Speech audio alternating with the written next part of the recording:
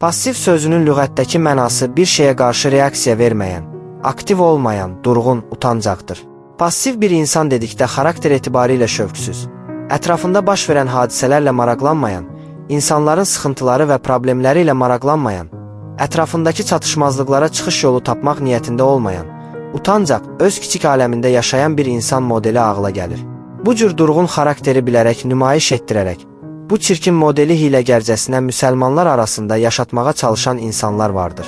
Özünü müsəlman olaraq tanıdan insanların içində Quran əxlaqını yaşamayan və yaşanmasını istəməyən, inananlara zərər verməyə çalışan fərqli şəxsiyyətdə və düşüncədə insanlar vardır.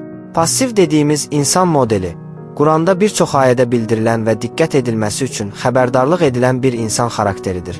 Bu insanlar müsəlmanların yaşadığı yüksək iman həyəcanını içlərində yaşamaz. Onların xoşbəxtlik və hüzurundan uzaq, soyuq və donuq bir həyat yaşayarlar.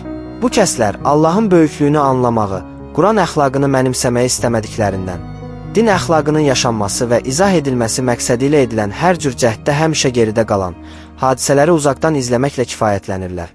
Nə həyatında, nə də iman anlayışında aktiv, ağıllı və sağlam bir yanaşma tərzləri yoxdur.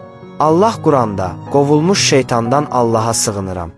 Sizdən elələri var ki, cihada çıxdığınız zaman ağır tərpənər və əgər sizə bir müsibət üz verərsə, belə deyər: Allah mənə lütf etdi ki, mən onlarla birlikdə olmadım.